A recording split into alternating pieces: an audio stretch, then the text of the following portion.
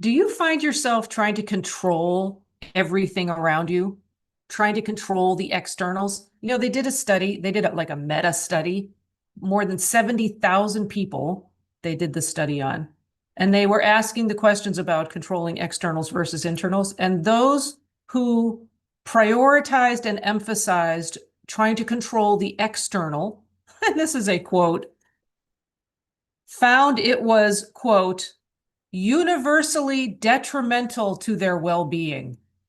So if we are prioritizing external control over internal control, it is universally detrimental to our well-being. Stop it. Let's stop it. Don't try to control the external. It's like when in this community, we talk about look up, look in, look out, right? And if we're looking out and we're seeing something we don't like and we're trying to reach out and control it, doesn't go well, universally detrimental to our well-being. So what's the antidote? Look in. We need to look at our own thought. What we can do is manage the internal landscape and say, well, what am I focusing on and where is my thought? Do I feel like if somebody's doing something that I don't like and I think I should tell them how they should do it. Like load the dishwasher this way. Something in their life, right? Am I assuming that there's a problem there? Well, that's my issue. I've got to clear up my thought. I need to see them as God sees them. There's that quote in Science and Health where Mrs. Eddy says, Jesus beheld in science the perfect man who appeared to him, where sinning mortal man appears to mortals. Well, if I'm looking outside and I'm seeing someone as a sinning mortal man, like I need to correct my thought and see the godlike man. And if I'm not able to do that, then I look up to God and I say, okay, or I look into God. It's like I look up to that higher sense of self and I say, okay, what is the truth here? And I'm not battling that external evidence that is based in matter. Because if I'm constantly looking at the evidence of matter, where's thought? It's not spiritually based. So I got to make sure that, number one, my thinking is spiritually based, not materially based, that it's based in the unlimited nature of goodness and God. It's not based in the limited nature of material sense.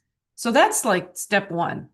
And then I need to let go of trying to control other people's experience. None of my business. I get to control what is going on in thought. Well, how am I going to do that? By yielding to God's control. It doesn't mean grabbing on.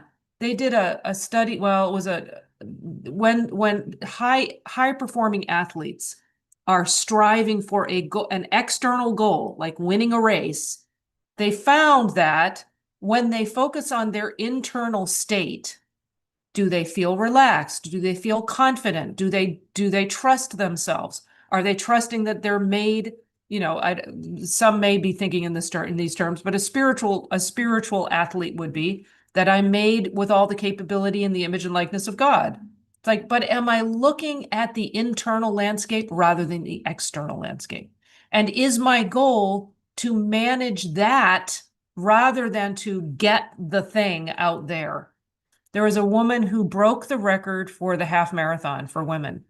And she, I guess the race was about 4 weeks out. And she was stressing herself out, trying to envision winning breaking this record. And she kept thinking about the external and she shifted. She had a change of heart, a change of thought, and shifted and started really focusing on the internal. How was she feeling? Was she at peace? Was she comfortable and grateful for all of the good that she was performing inside? Was she feeling threatened by other women that would be running next to her in this race? Or was she feeling at peace and imagining that and feeling, how would she be feeling when she's in the race rather than, I got to break this thing?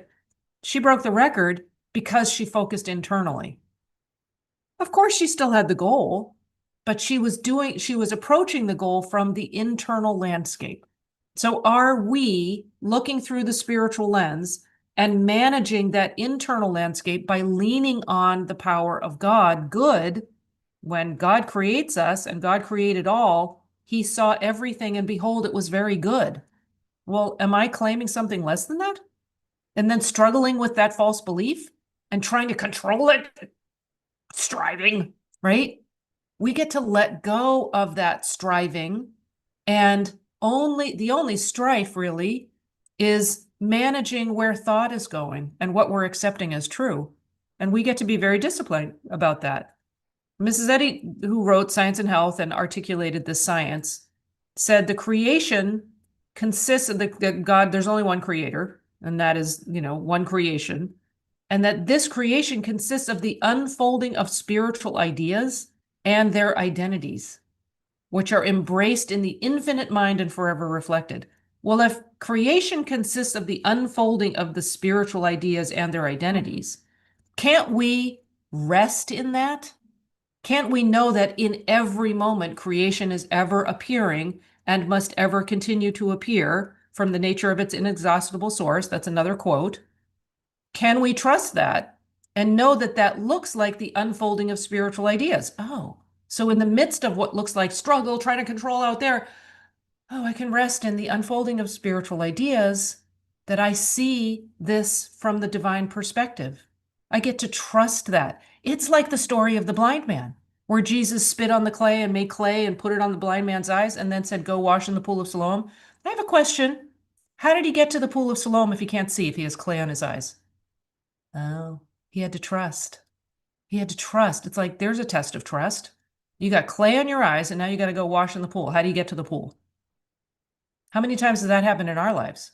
When we have a circumstance that looks like it's limiting us, and oh, this is when we're being asked to trust and walk forward to the pool, right? And wash in the pool, wash away all that material limitation, then we get to see. So let go of controlling, let God be in control. Know that the spiritual ideas are always present, ever appearing, those spiritual ideas and the spiritual ideas and their identities. And know that you are free, because that letting go of control gives you freedom. It's a really good thing. All right, so much love. If you have not subscribed to this YouTube channel, please subscribe. And if you have not shared this with a friend who might really need to let go of control, share this with someone in your family, a friend, a relative, a coworker who needs to let go of control. You could share this with them and just let them know there's some really good ideas in here. And maybe it will help them find that freedom of letting go, because it really is an offer to them, a gift of them of freedom. So share this out, subscribe, and I will see you next time.